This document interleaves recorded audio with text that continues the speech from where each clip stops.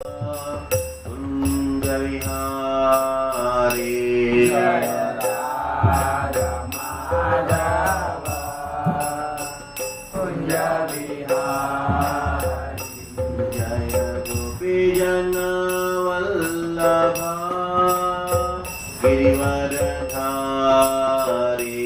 जय गोपीजन वल्लभा गिरिवरधारी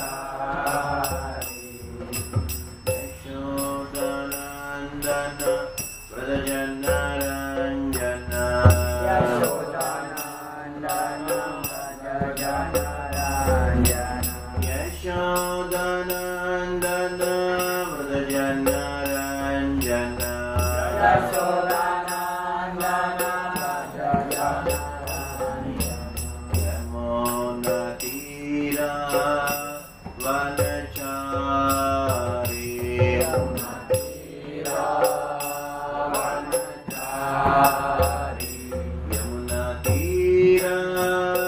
वनचारी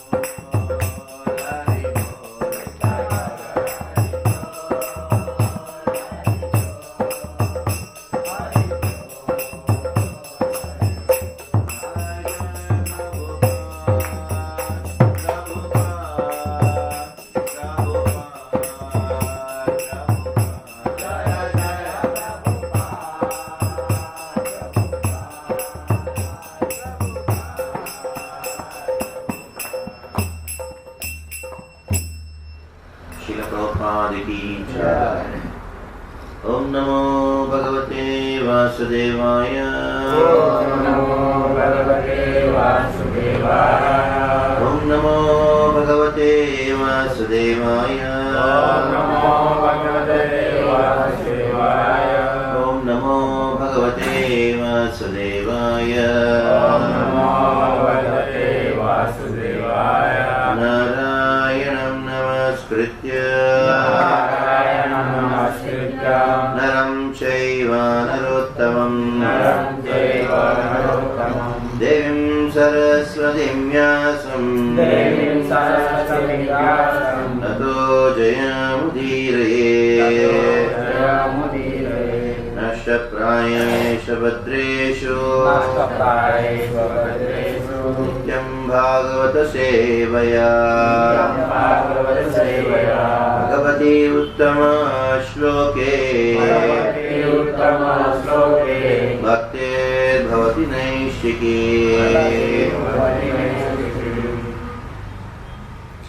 श्रीमद् भागवतम स्कंद 2 अध्याय 3 श्लोक संख्या 14। ये शुश्रूषतां विद्वन् सूत नः अर्हसि भाषितुं कथा हरिकथा उदर्का सतां स्युः सदसि ध्रुवम्। एतच्छुश्रूषतां विद्वन्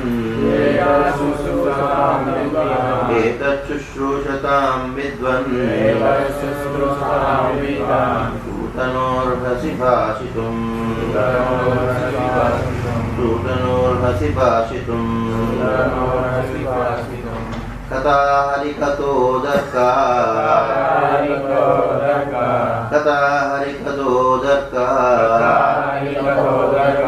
सतां स्युः सदसि ध्रुवम्।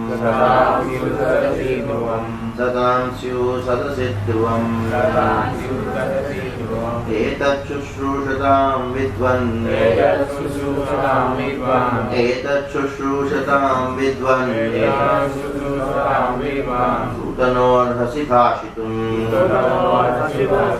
सूतनोर्हसि भाषितुम्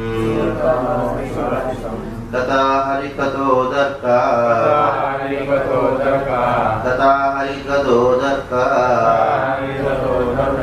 सतां स्युः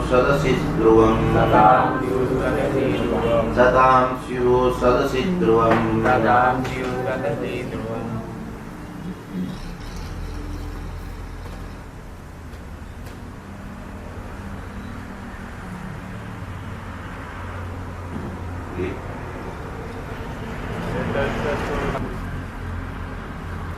अनुवाद और तात्पर्य डिवाइन ग्रेस एसी भक्तिवेदांत स्वामी श्रील प्रभुपाद के द्वारा। श्रील प्रभुपाद की हे विद्वान सुत गोस्वामी, कृपया आप हमें सबों को ऐसी कथाएं समझाते रहें, क्योंकि हम सब सुनने के अत्यंत उत्सुक हैं।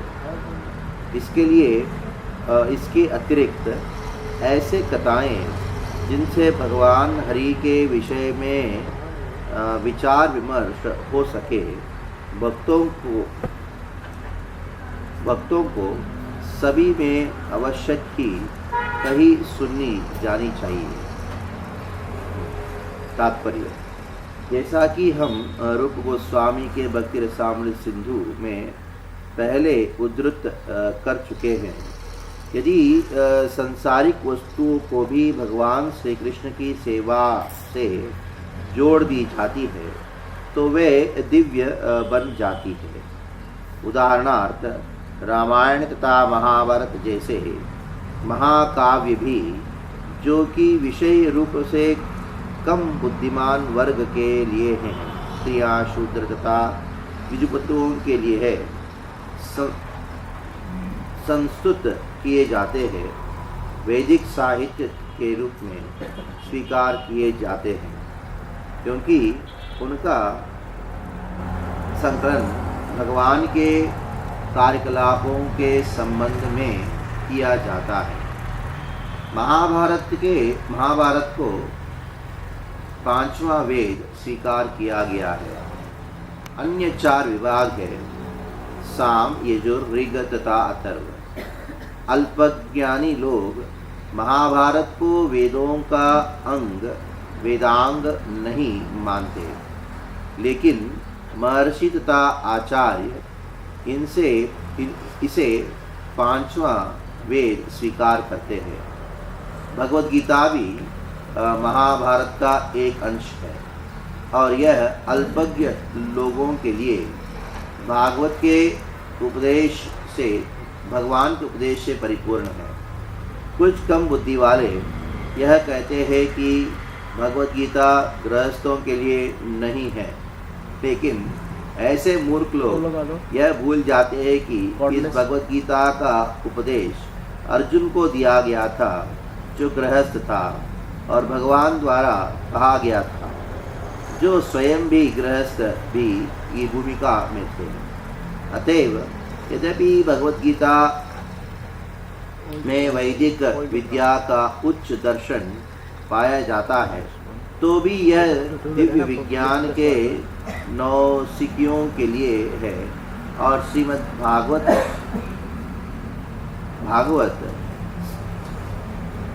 स्नातकों को तथा उत्तर स्नातकों के लिए है। अतएव महाभारत, पुराण तथा अन्य ऐसे ही ग्रंथ जो भगवान की लीलाओं से ओतप्रोत है, सभी दिव्य ग्रंथों में और उनकी व्याख्या महान भक्तों के समझ में अत्यंत श्रद्धापूर्वक की जानी चाहिए। कठिनाई तो यह है कि जब से ऐसे साहित्य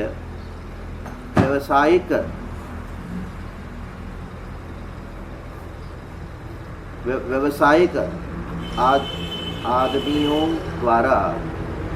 आदमियों के द्वारा कहा जाता है, तो यह इसका इतिहास या महाकाव्यों की तरह सांसारिक साहित्य लगता है, क्योंकि इसमें उनके ऐतिहासिक तथ्य तथा आंकड़े रहते हैं।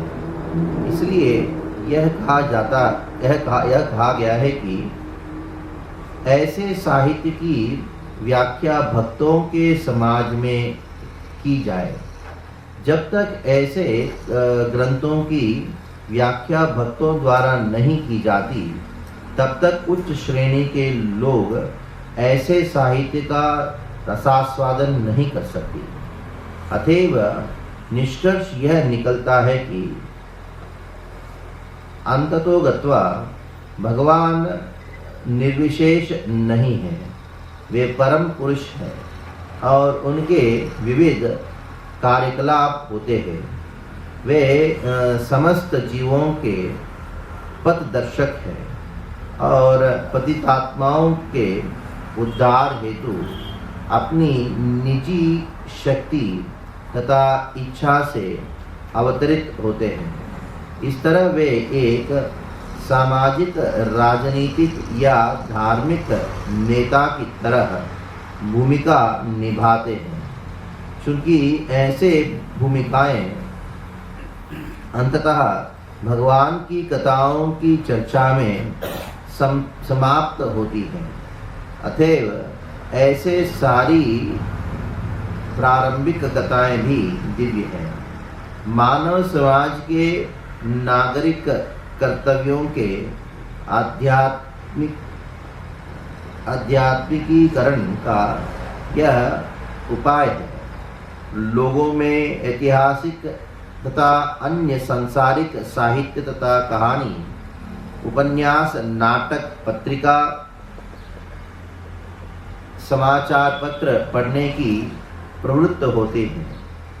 अतएव उन्हें भगवान की सेवा के साथ क्यों न जोड़ लिया जाए, जिससे वे सभी भक्तों द्वारा आस्वादनीय कथाओं बन जाएं। भगवान निर्विशेष है। उनमें कोई क्रियाशीलता नहीं होती है, वे पत्थर की तरह जड़ है एवं उनके ना कोई नाम है ना रूप है। इस तरह के प्रचार ने लोगों को ईश्वर विहीन, श्रद्धा विहीन असुरों में परिणित कर दिया है। इस तरह वे जितना ही भगवान के दिव्य कार्यकलापों से दूर हटते जाते हैं, उतना ही अधिक वे सांसारिक कार्यों के अभ्यस्त होते जाते हैं, जिससे भगवत धाम जाने की बजाय उन्हें नरक जाने का मार्ग साफ होता रहता है।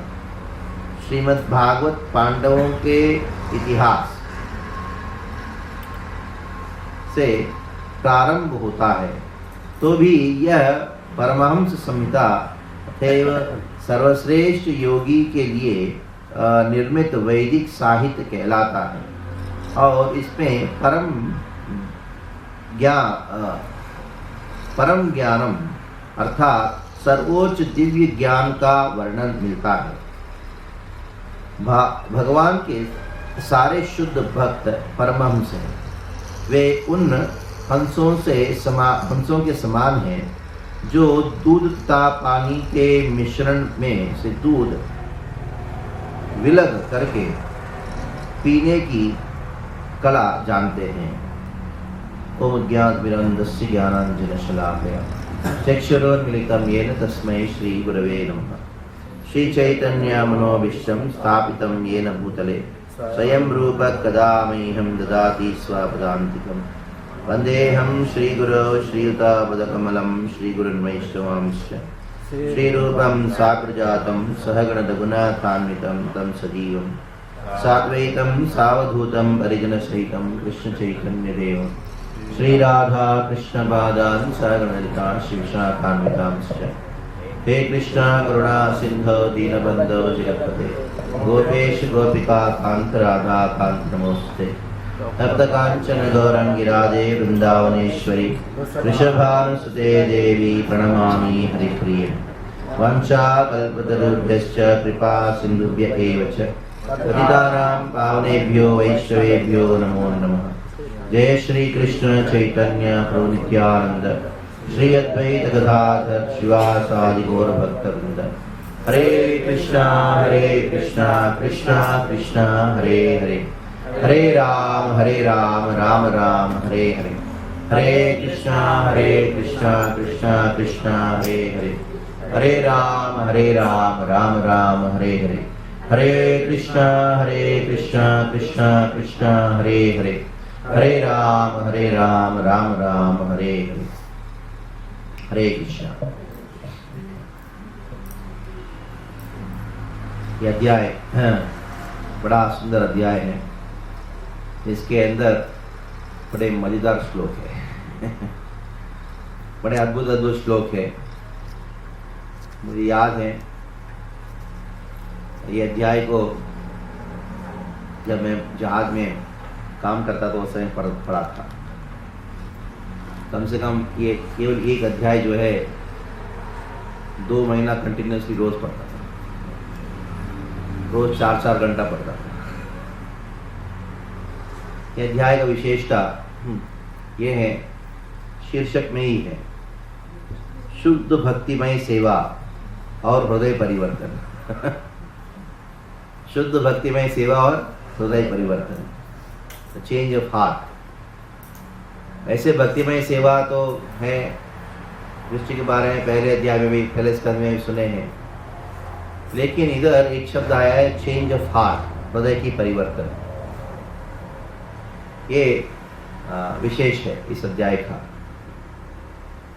तो पिछले श्लोक में या पिछले अध्याय में सुत गोस्वामी पाद परीक्षित महाराज के जो प्रश्न हैं उसका उत्तर जो है सुत गोस्वामी पाद ने दिया, सुखदेव गोस्वामी पाद ने दिया। परीक्षित महाराज का प्रश्न ये था, म्रियमाण आया, अभी मैं मरने की तत्पर हूँ या मरने की स्थिति में हूँ, अभी उनका कर्तव्य क्या है बताइए। तो कर्तव्य को सुनाते हुए परीक्षित महाराज के प्रश्न का सुखदेव गोस्वामी ने कहा कि जो मरने वाला कर्तव्य होता है, या वे मृत्यु परस्पर वे नजदीक में है, तो कर्तव्य यह है, तस्मात् भारत सर्वात्मा भगवान ईश्वरो हि श्रोतव्यः कीर्तितव्यश्च स्मर्तव्यः च इच्छते अभयम्। तस्मात् भारत सर्वात्मा, हे भारत, सर्वात्मा भगवान ईश्वरो हरि। भगवान को ये 4 शब्दों में संबोधित करते हुए उन्होंने कहा क्या करना चाहिए उनको, श्रोतव्य कीर्तितव्य, उनके बारे में सुनो और उनका कीर्तन करो। तो इसके बारे में कहते हुए भगवान के ऊपर भक्ति कैसे करना चाहिए, श्रोतव्य कीर्तितव्य से कैसे करना चाहिए, उसके 2 मार्ग बताए। एक योग मार्ग बताए, दूसरा भक्ति का मार्ग भी बताए। जो योग मार्ग बताए खाली वो भक्ति युक्त योग है, और थोड़ा सा ज्ञान की बातों को भी कहा उन्होंने, लेकिन अंततः उन्होंने कहा जो भी हो भक्ति सर्वश्रेष्ठ है। उसके बाद में सुखदेव गोस्वामी ने इस अध्याय के प्रारंभ में उन्होंने उन लोगों के बारे में भी कहा जो इच्छाएं रखते हैं, इच्छाओं के वशीभूत होकर देवताओं के पास जाते हैं। तो सुखदेव गोस्वामी ने कहा आप अगर ये इच्छा है तो ये देवता के पास जाओ, अगर ये इच्छा है तो ये देवता के पास जाओ। ऐसे उन्होंने पूरा लिस्ट दिया। लिस्ट देते देते उन्होंने एक बहुत महत्वपूर्ण श्लोक को उच्चारण किया, चाहे कुछ भी हो, अकाम सर्वकामो वा मोक्ष कामोदार्दी तीव्रेण भक्ति योगेन यजेताम पुरुषम परम। ये श्लोक के द्वारा उन्होंने परम पुरुष भगवान श्री कृष्ण की महिमा को उन्होंने स्थापना किया। उसके बाद उन्होंने कहा एतावदेवा जिज्ञासिता निःश्रेयसोदयः। भले है परीक्षित महाराज मैंने तुमको कुछ भी कहा हो, निःश्रेयसोदयः, अगर वास्तविकता में अगर कोई श्रेयकर चीज क्या है वह है भगवत त्यचलो भावो यत् भगवत संगतः। भगवत अचलो भाव, भगवान के प्रति अचल भावना को हृदय में धारण करना चाहिए। कहा भगवत संगतः, भक्तों की संगति में होना चाहिए। तो परम भगवान श्री कृष्ण के बारे में हम भक्तों की संग में बैठते हुए उनका श्रवण कीर्तन करना चाहिए, इसको उन्होंने जैसे कहा। फिर शौनक ऋषि और सुत गोस्वामी बीच में वापस संवाद शुरू होता है। भागवतम जो है, पहला स्कंद जो है, वो नैमिषारण्य के ऋषि, उनका जो नेता है, उनका जो लीडर है शौनक ऋषि। शौनक ऋषि और सुत गोस्वामी के बीच में संवाद है। पहले स्कंद में आपको परीक्षित सुखदेव गोस्वामी का संवाद प्राप्त नहीं होता है। परीक्षित महाराज का आगमन हुआ और सुखदेव गोस्वामी बैठे हुए हैं और परीक्षित महाराज कुछ प्रश्न पूछते हैं। उन प्रश्नों का उत्तर जो है सुखदेव गोस्वामी पहले अध्याय दूसरा अध्याय में देते हैं। कौन से? दूसरे स्कंद के। और तीसरे अध्याय की शुरुआत तक सुखदेव गोस्वामी का प्रवचन समाप्त हुआ। सुखदेव गोस्वामी का प्रवचन जैसे समाप्त हुआ, अभी ये प्रवचन सुखदेव गोस्वामी और परीक्षित महाराज के बीच में जो हो रहा है उसको कौन सुना रहे हैं? सुत गोस्वामी पाद किसको सुना रहे हैं?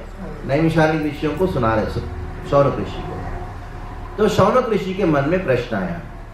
तो शौनक ऋषि ने पिछले श्लोक में पूछा, शौनक उवाच ने कहा कि इति मतलब इस प्रकार, यानी इस प्रकार मतलब परीक्षित सुखदेव गोस्वामी के बीच में संवाद हुआ। अभिव्याहृतम, जो इस प्रकार परीक्षित महाराज ने जो पूछा था उस प्रश्न का जवाब देते हुए राजा निशम्य भरतर्षभ किम अन्यत् पृच्छवान भूवः, किम अन्यत्, और क्या प्रश्न पूछे। मूलतः कि एक ही प्रश्न पूछे थे। कौन? परीक्षित महाराज। म्रियमाणाय, मरने वाले व्यक्ति का कर्तव्य क्या बताइए। तब उसके प्रवचन में सुखदेव गोस्वामी ने उन्हें पूरा कहा, सार रूप में कहा कृष्ण के बारे में भक्तों के संग में बैठ के सुनना चाहिए प्रश्न। ये सुनने के बाद अन्य क्या प्रश्न पूछे उसके बारे में पूछ रहे हैं। अन्य क्या प्रश्न पूछे, यानी ऐसा तो लगता है कि सुखदेव गोस्वामी ने पूछा, सुखदेव गोस्वामी से परीक्षित महाराज पूछे मुझे मेरा मरने वाला व्यक्ति का कर्तव्य क्या है, लेकिन इसके अलावा भी और कुछ प्रश्न होंगे, वो प्रश्न के बारे में आप जरा बताइए। भूयो, भूयो मतलब वापस अन्य जो प्रश्न हैं वो बताइए। अतएव उन्होंने जो कुछ कहा उसे सुनाने के बाद महाराज परीक्षित उनसे और क्या पूछे, What else he has asked? असलियत में जब कोई प्रवचन होता है उसमें जो श्रोता होते हैं वो श्रोताओं की परीक्षा ली जाती है। जैसे स्कूल में टीचर है, स्टूडेंट है, और स्टूडेंट लोगों का परीक्षा ली जाती कि नहीं? क्या परीक्षा ली जाती है? क्या सीखा उसके लिए परीक्षा लिया जाता है। लेकिन आध्यात्मिक क्षेत्र में भागवत भगवद गीता चर्चा में आपने क्या सीखा, क्या सुना, उसका परीक्षा नहीं लिया जाता है। किसका परीक्षा लिया जाता है? और कितना सीखने की इच्छा है उसका परीक्षा लिया जाता है, और कितना सुनने की इच्छा है उसकी परीक्षा ली जाती है। असलियत में सुत गोस्वामी बात बोलना बंद कर दिए। आपको सुनना था ना परीक्षित महाराज के विषय में और सुखदेव गोस्वामी के विषय में, उन दोनों का मिलन क्यों हुआ। परीक्षित महाराज इतना बड़ा राजा होने पर भी अपना जो राज सिंहासन को त्याग करके गंगा तट पे क्यों आए। आपको ये सुनना था ना कि किस प्रकार परीक्षित महाराज जो है, तो सुखदेव गोस्वामी जो है, वो आत्माराम होने पर भी वो भगवान की लीला कथा में कैसे आकृष्ट हुए, वो सुनना था ना। मैंने सुना दिया, हो गया, मेरा बताना हो गया। चुप हो गए कौन? सुत गोस्वामी बात। क्यों चुप हो गए? तो वो इच्छा में, वो परीक्षा में कौन पास हो गए? शौनक ऋषि और नैमिषारण्य ऋषिगण वो पास हो गए। क्यों पास हो गए? क्योंकि उन्होंने पिछले श्लोक को उच्चारण किया। नहीं, और भी कुछ प्रश्न पूछे होंगे, ऐसा थोड़ी ना सुखदेव गोस्वामी मिले हैं और परीक्षित महाराज बैठे एक ही प्रश्न उनके वो शांत हो गए। नहीं, और भी बहुत सारे प्रश्न पूछे होंगे। वो प्रश्न के बारे में, उस प्रश्न के बारे में बताइए। लेकिन इतना ही नहीं कहा, क्या प्रश्न होगा। परीक्षित महाराज के किस प्रकार के प्रश्न होंगे उसका अंदाज भी लगा रहे हैं। बहुत महत्वपूर्ण बात है। किस प्रकार के प्रश्न होंगे आगे उसका अंदाज भी लगाते हुए वो आज के श्लोक में इस बात को कहते हैं। कहा कि ये तत् शुश्रूषताम विद्वन, एतत् इस बात को, हे विद्वन, विद्वन मतलब सुत गोस्वामी बात मैं हमसे पूछना चाहता, हमको शुश्रूषताम, शुश्रूषताम ये बड़ा महत्वपूर्ण शब्द है इस श्लोक में। शुश्रूषताम का अर्थ क्या है? हमारे अंदर तीव्र उत्सुकता है सुनने की। असलियत में हमारा जीवन केवल सुनने के लिए ही है, भगवान के विषय में सुनने के लिए हम बैठे हुए। ये शुश्रूषताम शब्द के द्वारा ये सूचित किया जा रहा है। हमारा पहचान ही यही है, हम सुनने वाले ऐसा नहीं कि टाइम पास के लिए कुछ समय के लिए सुन के वापस जाने हैं, हमारा काम ही यही है। जैसे अगर किसी को बोला जाए आप कौन हो, तब बोलोगे मैं किसी का माँ हूँ, किसी का पति हूँ, किसी का पति हूँ, मैं किसी का पत्नी हूँ, मैं इसकी पति हूँ। अलग अलग प्रकार की पहचान होता है। मैं व्यापारी हूँ, मैं इंजीनियर हूँ, मैं डॉक्टर हूँ। अभी थोड़ा बहुत भक्ति कर लेता हूँ लेकिन नैमिषारण्य ऋषिगण कहते हैं हमारा पहचान क्या है? हम सुनने वाले हम सुनने वाले हैं। तो शुश्रूषताम शब्द के द्वारा ये बात सूचित करते हैं कि हम सुनने के लिए बैठे हैं, हम सुनने ही वाले हैं, हम सुनने की बड़ा उत्सुकता से बैठे हुए। श्रील प्रभुपाद जी पहले स्कंद के पहले अध्याय में इस बात को कहते हैं कि जब नैमिषारण्य ऋषियों ने तच्छतदान मुनियो ज्ञान वैराग्य युक्त ने वो पहले अध्याय में इस बात को कहते हैं कि ये जो सुनना जो है, ईगरनेस टू हियर, वयम तु न वृतुप्यामः उत्तम श्लोक विक्रमे यशृण्वताम रसज्ञानम साधु साधु पदे पदे। ये पहला अध्याय का पहला स्कंद का पहला अध्याय में भी ये श्लोक आता है, उसमें भी ये शब्द आया है। क्या है वो? कि स्वादु स्वादु पदे पदे, हम हर कदम में भगवान कथा को इतना आस्वादन करते हैं। इसलिए वयं तु न वृतप्यामः उत्तम श्लोक विक्रमे यत् शृण्वताम, यानी जिसके बारे में सुनने के द्वारा हम केवल सुनने के लिए बैठे हुए हैं, रस ज्ञानम, इसके अंदर बार बार रस का आस्वादन होता है, इसलिए हम कभी भी संतुष्ट नहीं है। जितना सुनेंगे उसके बारे में उतना भूख बढ़ता है। मान लीजिए कोई आप खा रहे हो कोई चीज़, बहुत भूखे हो, जब भूख रहता है ना तो सूखा रोटी भी क्या लगता है? बहुत टेस्टी लगता है कि कुछ भी टेस्टी लगता है। अंग्रेजी में कहा गया है hunger is the best spice, hunger is the best spice. सबसे बड़ा अच्छा मसाला कौन सा है? भूख। जिसके पास भूख नहीं है, कितना भी अच्छा चीज खिलाओ उसको टेस्टी नहीं लगता। लेकिन ये खाद्य पदार्थ तभी तक स्वाद है जब तक आपका पेट भरता है। पेट एक बार भर गया तो बस नहीं है।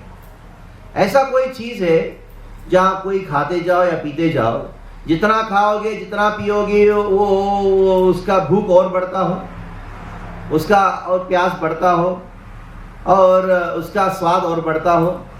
एक ही चीज है, वो है जब आप कानों के द्वारा पिएंगे, जिह्वा के द्वारा, मुंह के द्वारा खाया हुआ चीज और पिया हुआ चीज जो है को पेट भरता है।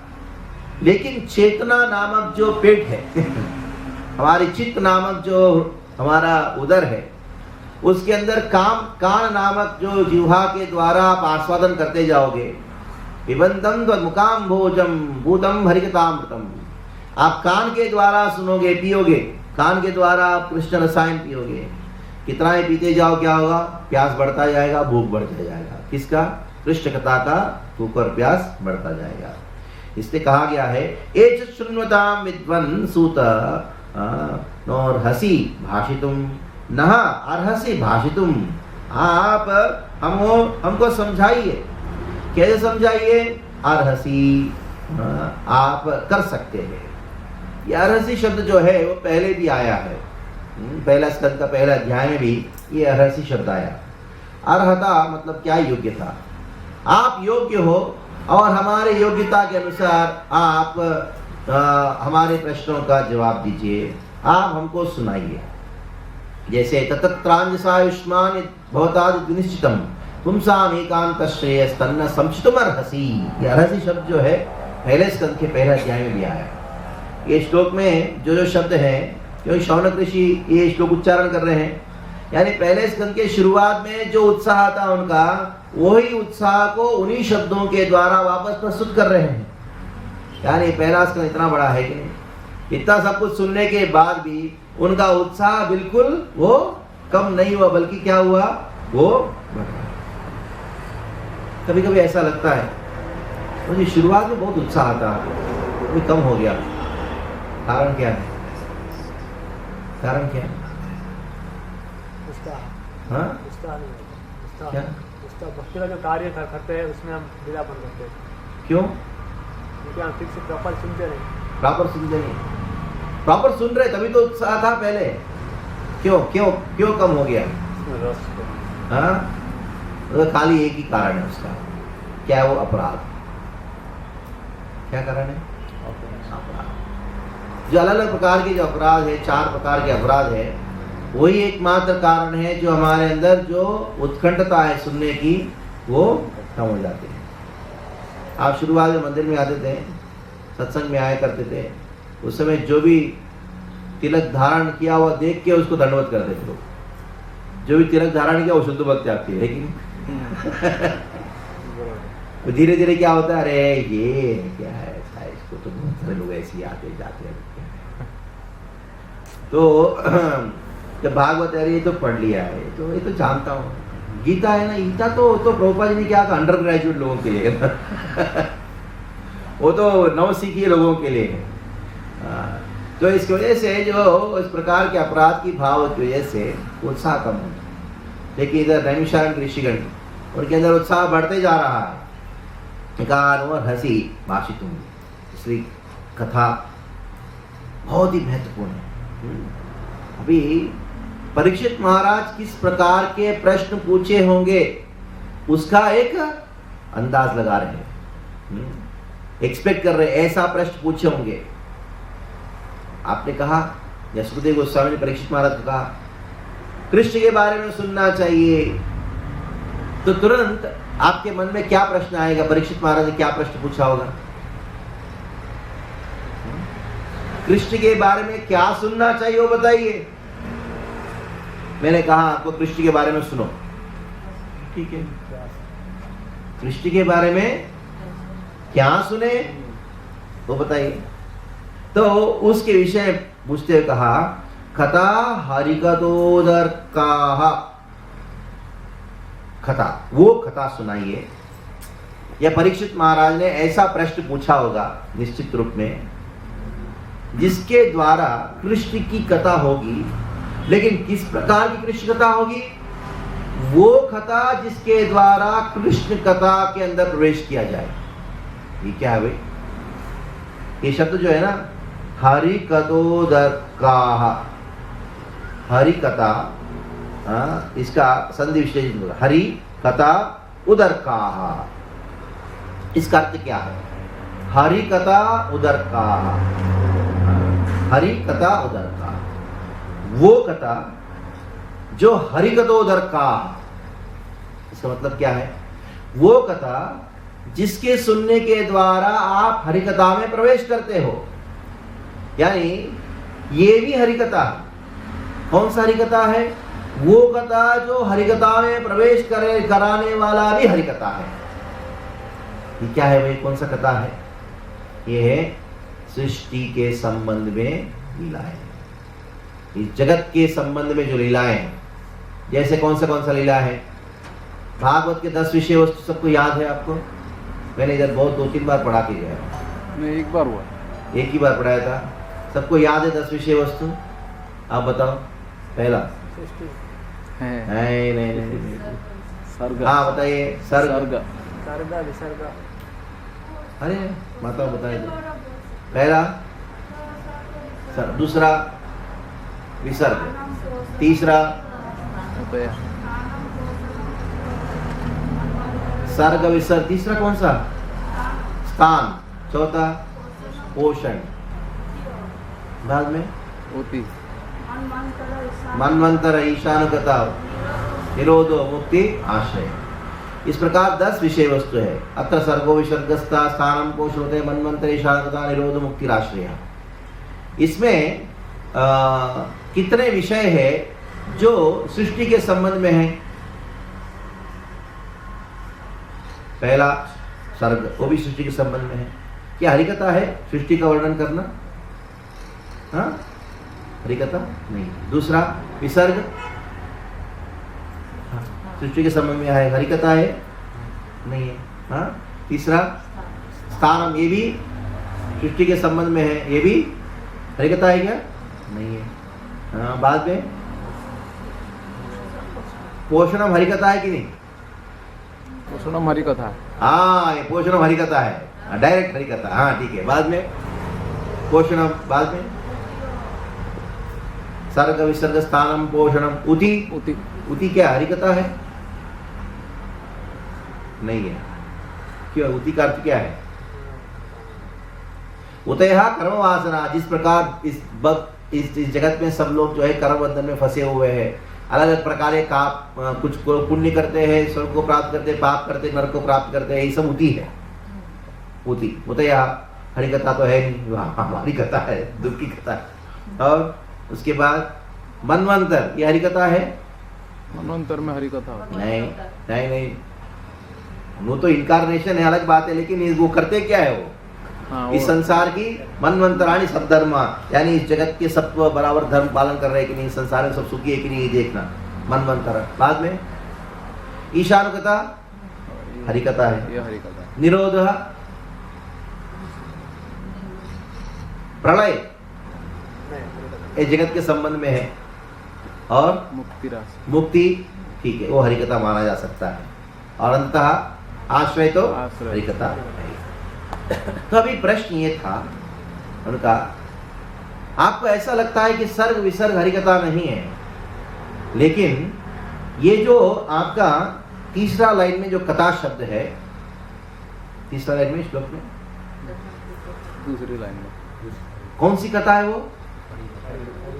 हरिकथोदर का, वो कथा जो हरिकथा में इंटरेस्ट लेके जाता है, हरिकथा में परिसमाप्त होता है, वो भी हरिकथा है।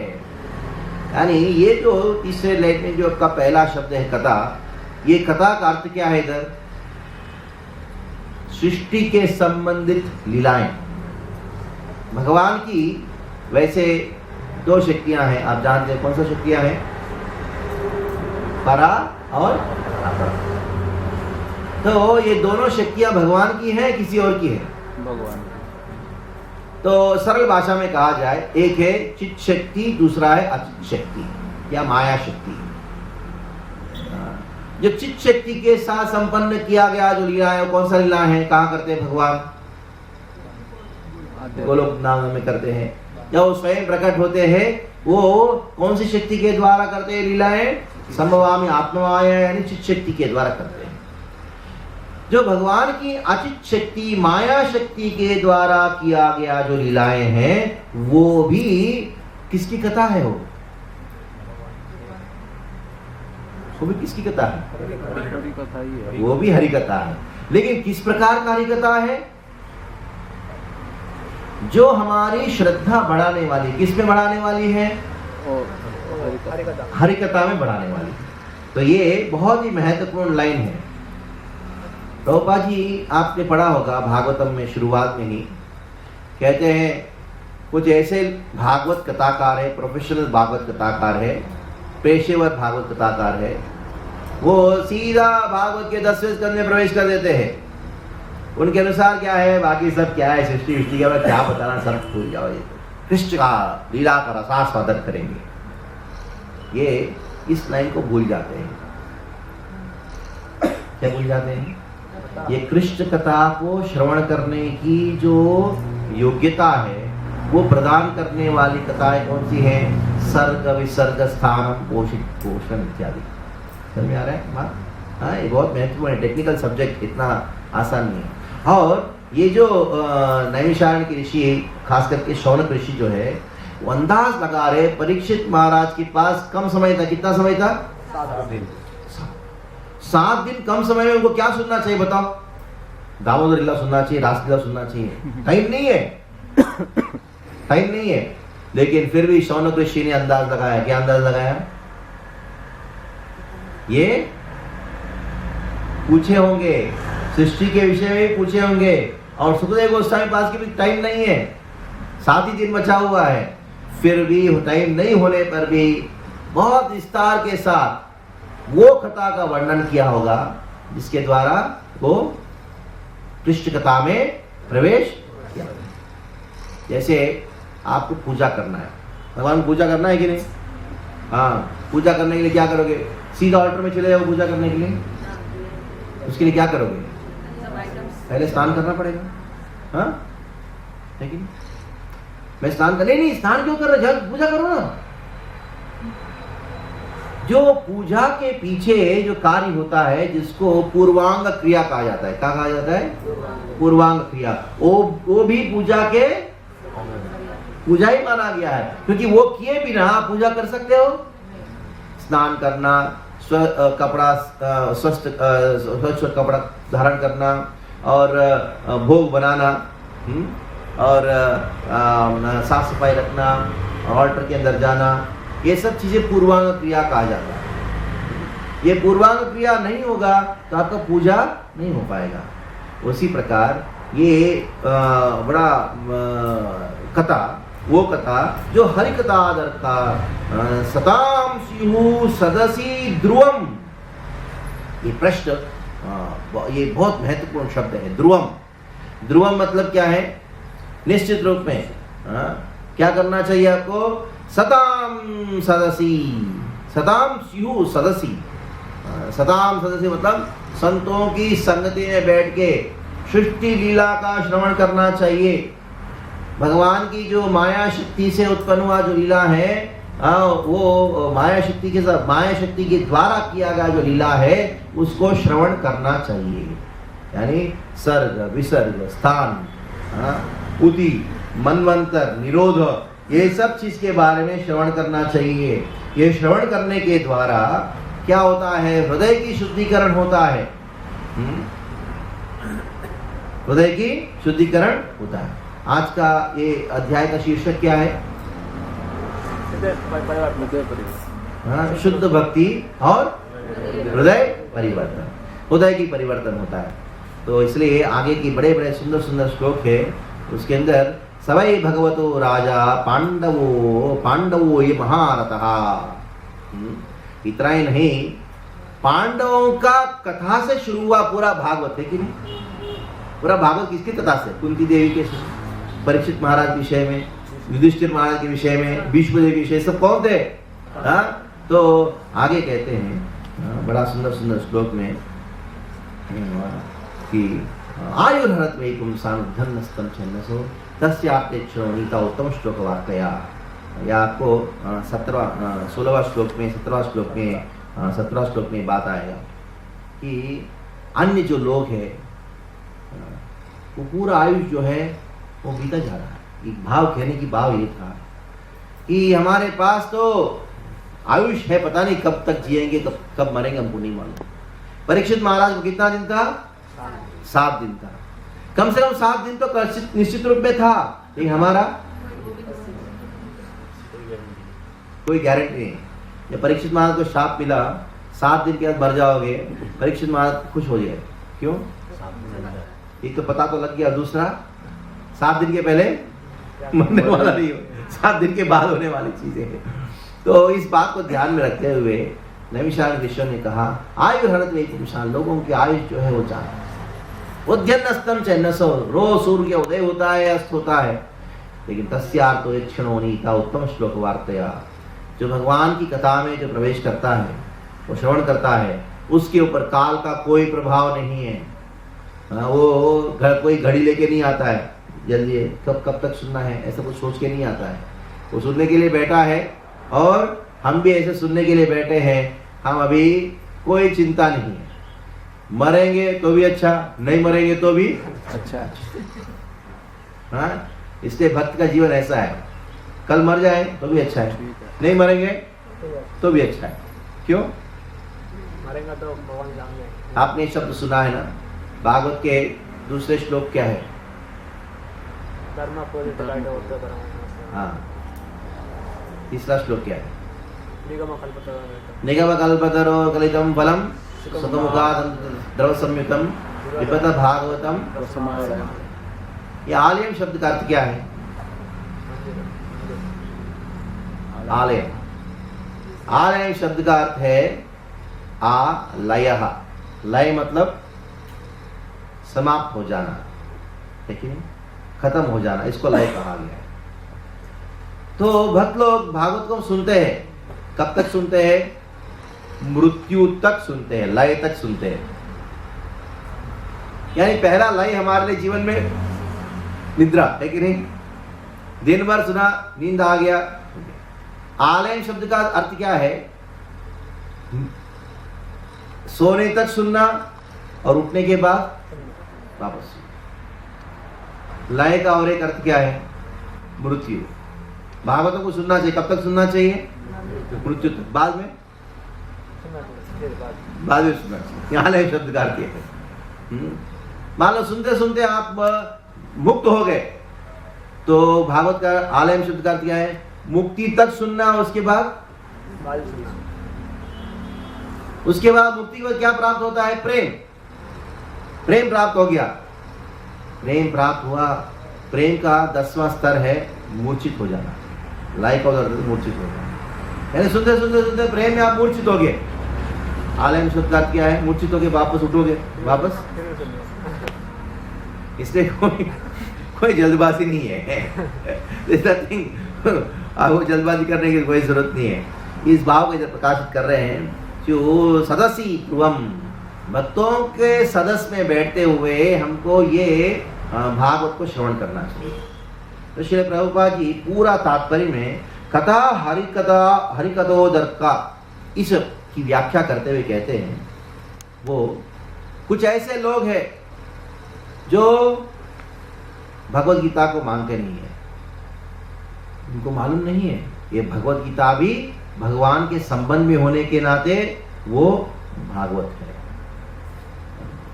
कुछ लोग हैं अनेकों ग्रंथों को मानते हैं कि नहीं ये कृष्ण के संबंध में नहीं है। श्रील प्रभुपाद जी कोट करते हैं अगर कोई वस्तु कृष्ण के संबंध में होने मात्र से वो आध्यात्मिक बन जाता है। जैसे ये फूल है, ये फूल आध्यात्मिक है भौतिक है? आध्यात्मिक है। आध्यात्मिक है। पंचतत्वों से बना है ना, न वो प्रसाद हो गया ना, पृथ्वी जल अग्नि वायु आकाश से बना हुआ है ना, तो आध्यात्मिक कैसे हुआ? क्योंकि वो भगवान ने ऑफर किया हुआ। हाँ, भले ही वो भौतिक तत्वों से है लेकिन भगवान के संबंध में आते हैं वो आध्यात्मिक हो गए। इसलिए अनासक्त्यस्य विषयानितार्थोपयुञ्जतः निर्बंधन कृष्ण संबंधे युक्त वैराग्य मुच्यते। तो प्रभुपाद जी अपनी तात्पर्य को इस श्लोक से कोट करते शुरू करते हैं। वैसे अगर ऐसा है तो अगर जड़ पंच तत्वों से बना हुआ ये जो जड़ वस्तु भी आध्यात्मिक हो जाता है तो अन्य चीजों की क्या कहना? पांडव कोई भी व्यक्ति कृष्ण के संबंध में आ जाता है वो निश्चित रूप में वो आध्यात्मिक हो जाता है। ऐसे कठिनाई तो यह है कि जब ऐसे साहित्य व्यवसायिक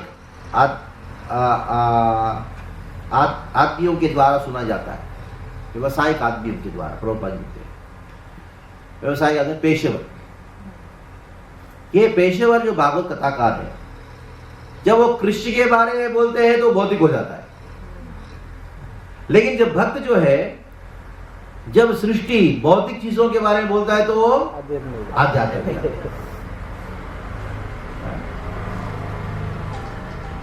एक भक्त जो है न्यूज़पेपर के ऊपर प्रवचन दे रहा है, न्यूज़पेपर के ऊपर प्रवचन, तो आध्यात्मिक हो जाता है।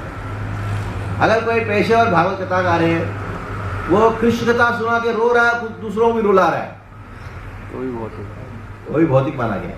क्यों? क्योंकि वो कृष्ण को भगवान के रूप में मानता ही नहीं है। क्योंकि उसके बाद तुरंत भागवत कथा में बड़ा आनंद आया, किसी को बाद में कहा कि आपने बहुत सुंदर भागवत सुनाया कि अगले हफ्ते आप हमारे यहाँ के शिव पुराण सुनाइए। हाँ क्यों नहीं, अभी शिव को भगवान बना देंगे। अभी भागवत के लिए मैं तो 50,000 देता हूँ, शिव पुराण के लिए 40 चलेगा। तो ये भक्त का स्वभाव है, नेचर ऑफ द डिवोटीज। ऐसे लगता है कृष्ण के संबंध में नहीं है, लेकिन जब भक्त के मुख से सुना जाता है तो वो आध्यात्मिक हो जाता है। इसलिए प्रभुपाद लिखते हैं कि सबके अंदर प्रवृत्ति है। क्या प्रवृत्ति मालूम है? घरेलू बात करने की प्रवृत्ति है। मालूम है उन दोनों के बीच में क्या झगड़ा हुआ आज? खुद के घर में महाभारत रचा हुआ है और बाजू वाला के घर में, इधर के घर में क्या झगड़ा चल रहा है उसके बारे में सुने, बड़ा मजा आता है। तो व्यास देव ने क्या किया, उनको मालूम था सबको अच्छा लगता है घर घर की कहानी सुनना, हर घर की कहानी सुनना अच्छा लगता है। खुद की घर की कहानी जो है वो छुपा के रखना चाहता है, किसी को बोलना नहीं चाहता है। लेकिन उसको मालूम नहीं है वो कोई और आपकी घर की कहानी डिस्कस कर रहा है। Somebody is talking about you also। सबकी प्रवृत्तियां हैं, कोई ड्रामा देखना चाह रहा है, कई प्रवृत्तियां, भौतिक प्रवृत्तियां हैं। लेकिन ये भौतिक प्रवृत्तियों को कृष्ण को बीच में रखते हुए इन भौतिक प्रवृत्तियों को अगर वर्णन किया जाए, महाभारत रामायण इत्यादि चीजें, तो वो कृष्ण कथोदर का, वो कथा कृष्ण कथोदर का ये होता है। इसलिए हम कभी कभी बच्चों को ड्रामा में रखाते हैं। क्यों? उनको कुछ चीज़ अच्छा लगता है तो कृष्ण के बारे में ड्रामा करो, गाना अच्छा लगता है इसके बारे में करो, कोई भी चीज़ अच्छा लगता है, जो जैसी प्रवृत्ति है वो कृष्ण के संबंध में करो तो आध्यात्मिक हो जाता है। ये श्लोक का सार है। हरे कृष्णा। कोई प्रश्न, एनी क्वेश्चंस? श्रील प्रभुपाद की जय।